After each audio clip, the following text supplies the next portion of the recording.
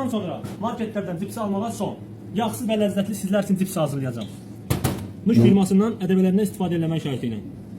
Dostlar, zövqə görə nuş duzunu əlavə edirik. Mən evdə də nuş ədəbələrindən istifadə edirəm. Çox keyfiyyətli, ləzzətli çıxır.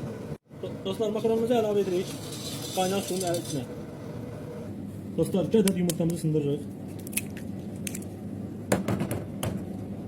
Dostlar, soğuk suyla süzülməlidir. Baxın bu vəziyyətdə. Tam ideal vəziyyətdə soyuq suyla.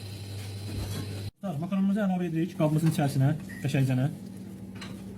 2 ədəd yumurtamızı əlavə edirik makaronumuzun üzərinə. Dostlar, zövqə görə pul biberimizi əlavə edirik. Biri çox istəyir, biri az istəyir acılı. Zövqə görə paprikamızı da əlavə edirik. Şosunun paprikasından. Dostlar, yenə zövqə görə duzumuzu əlavə edirik. Dostlar, qarışdırırıq qəşəng ideal vəziyyətdə. Dostlar, unumuzu da əlavə edirik. İnşallah siz də baxın bu reseptdə evinizdə hazırlayın. Dostlar, unumuzu da əlavə etdikdən sonra qəşəngcənə qarışdırırıq. Qəşəngcənə canına hopsun. Çox gözəl bir resept. Dostlar, göndərirəm inşallah dəndən belə yığandan sonra 180 dərəcə 15 dəqiqə keçməmizə. İnşallah əziyyətimizə qarşılır. Bir takip, bir yorum, bir bəyən. İnşallah sizdən gözləyirəm. Takip etməyi unutmayın. Dostlar, reseptimiz tam vəziyyətdə hazırdır. İnşallah nuşun ketçupu ilə əlavə edirik içərisinə. Dostlar, baxın cipsimiz tam hazırdır. Qırpıltısına baxın. İnşallah batırırıq, yeyirik.